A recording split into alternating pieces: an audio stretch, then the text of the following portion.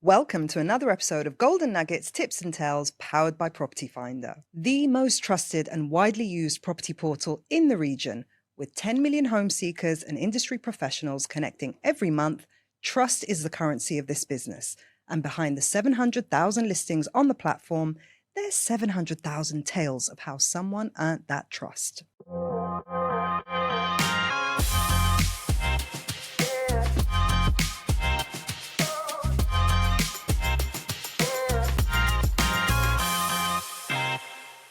Today, I'm joined by Jack Simpson, who's the sales director at Edwards & Towers, here to tell us about his most unforgettable deal that he closed or that didn't close. Didn't close. Oh, no. Okay, let's hear the tale. Oh, okay, so this was back in my heyday about 3 years ago, selling luxury off-plan.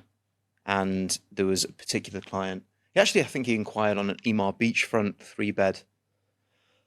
Can't remember. Anyway, got chatting to him over a couple of weeks, and I'm all about meeting people face to face. And he said he was going to be in London, and I was like, you know what, I may as well. I could do with a trip to London. Yeah, yeah, love it. And it was bank holiday weekend. Anyway, his family were part of or quite high up in the oil and gas industry. Okay, quite private. Anyway, so he said, yeah, we'll meet, and come if you're coming to London. And I was like, yeah, I am.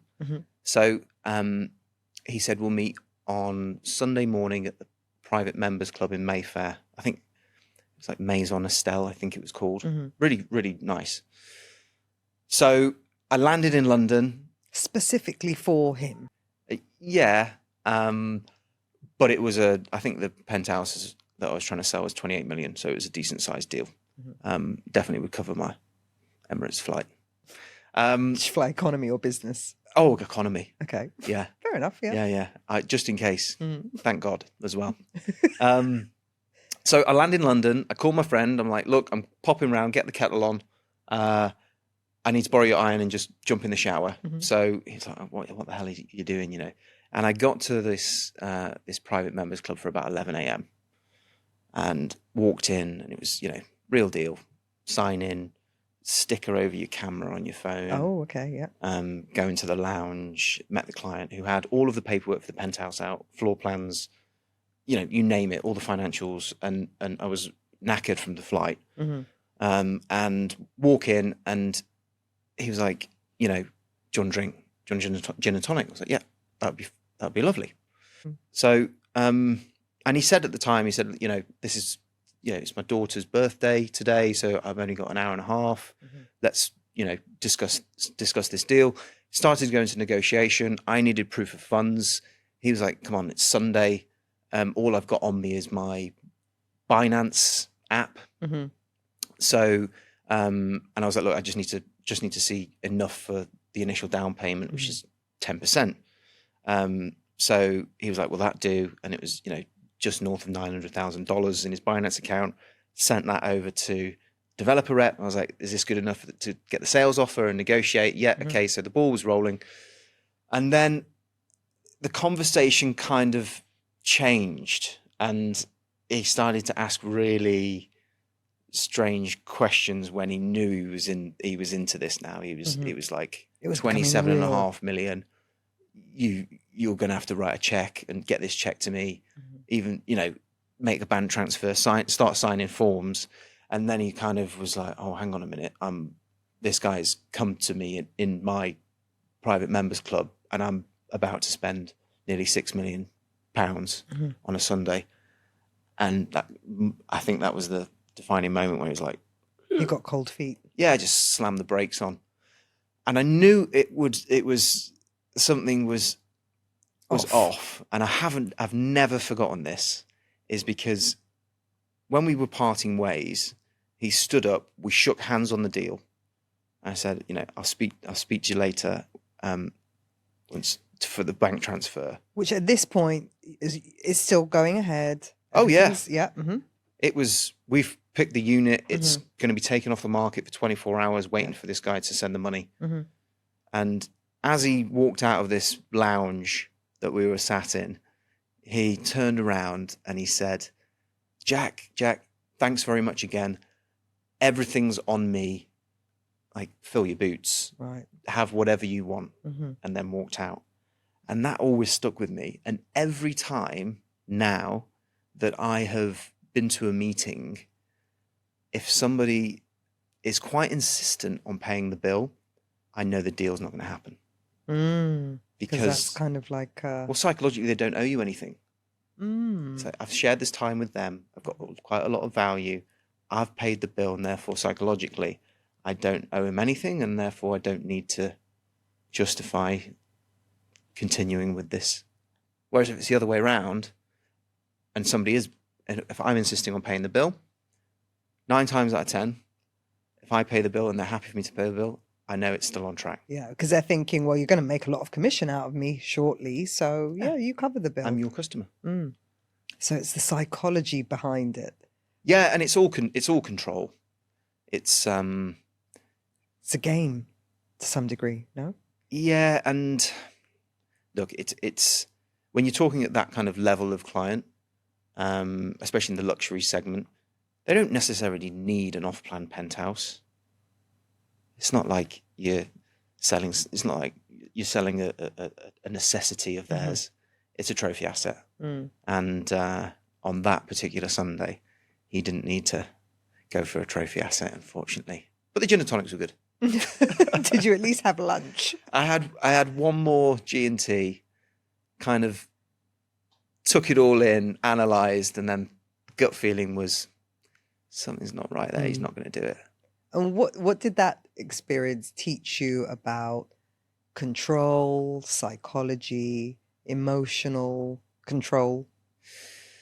Because I'd travelled so far, and the setting that the meeting was held in, and I'd obviously Googled the guy before, I just thought it was in the bag.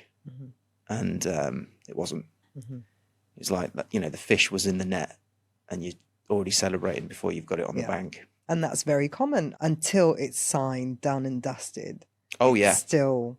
And it happens daily, you know. And full credit to these top tier agents, these ultra luxury, super prime agents that are dealing with those kind of clients every day and having to deal with the disappointment of one of those deals dropping away. We're talking big commissions. Yeah. Some could lose like 2 million overnight. Well, they never had it to begin with. Yes, so but it's never lost. You had it in your head and you probably spent it. Yeah, and or allocated the funds. And it's an unwritten rule for real estate agents never to calculate the commission before the deal's done. Yeah, because that jinxes it. Yeah, absolutely. And but I think we all know that. It's difficult not to, right? And unfortunately, similarly, the property or the ticket size, when you find out somebody's actual price target of what they're trying to work towards as a home, that's why I hardly ever ask for the budget, because you automatically effectively saying, well, what are you worth to me? How much time am I going to put into this? And it's always a big mistake. But I think that's one times table or percentage that agents can calculate without a calculator. Yeah. Just give them the budget and they'll have worked out what. Yeah, exactly. And you also treat the client differently as well, which I don't necessarily agree with. I've got lots of other stories about some of the ultra luxury stuff. But it's your tales. Let's hear it. No, I could go on for a long time, but there was maybe for another episode. But there was one client that was worth 5 billion, and he was probably the nicest guy I've ever met as a client, and yet the most wealthiest. But that was a good lesson because I was actually quite stern with him. Not stern, but when you've had your time wasted a lot, qualification is so important. And you don't have to be short with people to qualify. You can do it through questioning, which is quite friendly rather than quite intrusive. And that for me is the most important part of being an agent, is getting the information that you need without actually asking that question, you know. Well, I mean, they're not going to come to you and say, I'm worth 5 billion. No. You're going to do your own research. You're going to do your Google searches and due diligence. And you have to at that top level of luxury as well. Not many people would entertain taking people into some of these homes without a passport or KYC check done, because the sellers in particular they need to know who's actually coming into their property also. So you'd always Google clients. Google, passport, proof of funds on that top tier stuff is so important. And it's the discretion of the seller on some of their homes. Yeah, because they want to know who's coming in and out. Yeah, and not. Yeah. Well, sometimes it could be the neighbour just wanting to see how they've done. It could be the the neighbour. renovations. Yeah, Or, it could be maybe someone else they're trying to avoid. True.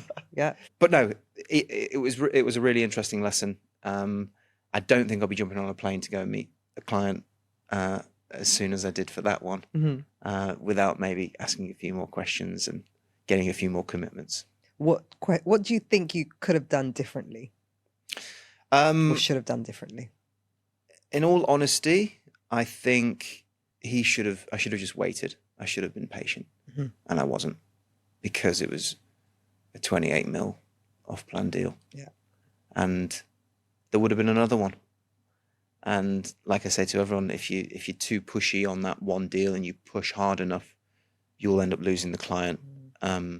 Whereas if you are patient and provide everything for them to make a decision and they still don't make that decision, fair enough, we can still work on another opportunity. But if you go all in on one opportunity and they don't buy, that's it. Reputation's tarnished. Yeah. It's hard to recover. It's a hard one because, I mean, something that I've heard a few times on the season is time kills deals. So there's got to be some level of urgency.